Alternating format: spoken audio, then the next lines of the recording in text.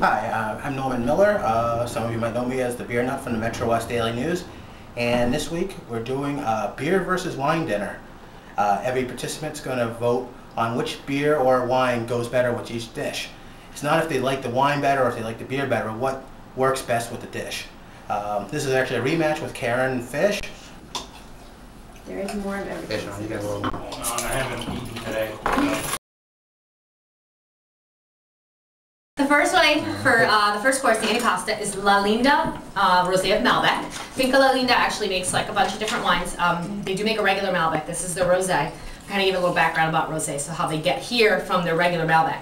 This is a 2008. You always want to drink them kind of new. They don't really stick around very long. So the key with Rosé is it's going to be a little sweet, but it's still going to be a little dry. Sweet should be much more than about strawberry.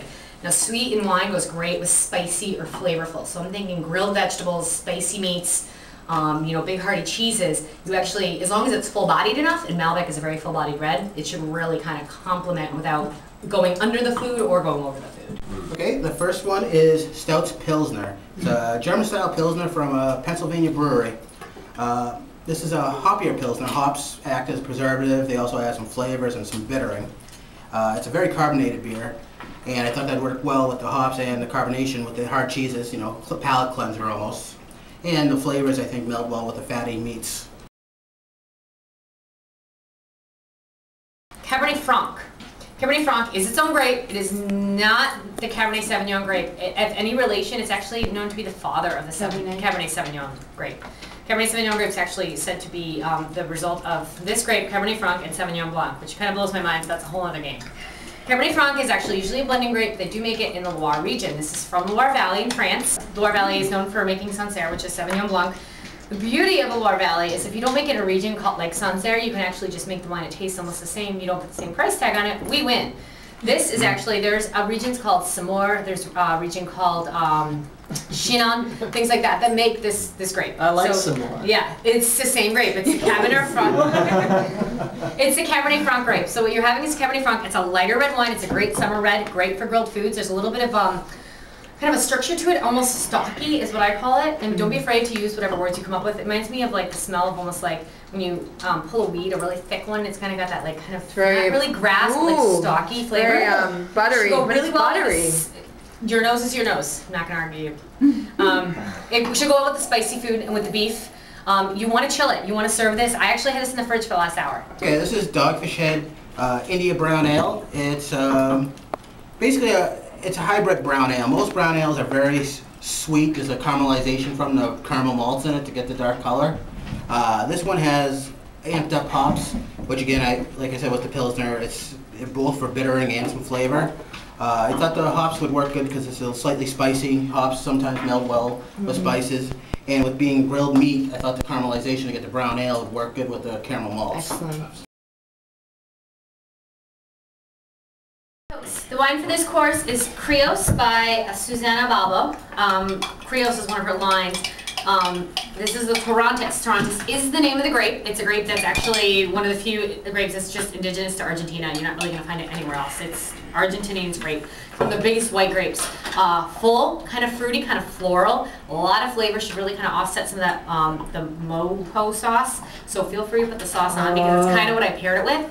Not just pork. But again, another, like I said, relatively inexpensive. I like to keep things, people can afford. I think this was like $15.99, but just a nice Argentinian bright summer white. This is Allagash White. It's a Belgian-style wit beer. It's brewed with wit is a wheat beer. It's actually brewed with coriander and bitter orange peel and a few other spices. I picked this beer because the mojo sauce has, the spices in it. I thought the spices from the wheat would go pretty well with that, and just the white ale pairs well with pork in general. Your wine for your Mango Napoleon is going to be Aria by Segura Viudas, which is from Spain. It is 100% sparkling Pinot Noir. Same grape you're going to find in your red wines. You'll notice it is rosé, so that does apply to like all little pink factors I told you guys about earlier. It is a sparkling wine, and I think it's gonna actually go fantastic because it's dry. It's, you know, this is a good, kind of sweet, not too sweet, but it's gonna really kind of complement. And it's just a really fun wine. It's one of my favorite wines. Hey, that's a beer that pours like a wine, normally. Yes, it is. This is a Lindemans Pêché Lambic. It's a Belgian-style lambic, which means it's spontaneously fermented.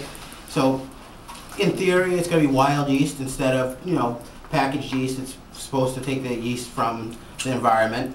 It's actually secondarily fermented with real peaches, so you get a very strong peach flavor to it.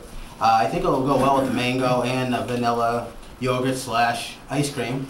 It's actually lower in alcohol than a lot of the beers. It's about 4.5%. It's unmalted. I mean, it's just unmalted wheat, so it's not typical like the rest of them. It's not barley malt. The color of the yeast is a little different, so none of the yeast and malt. So the final score was beer 20, wine 12. Beer and wine actually tied the first course, What was the score? 4-4. Second course, beer 6, wine 2. Third course, wine 5, beer 3. And dessert, beer 7, wine 1.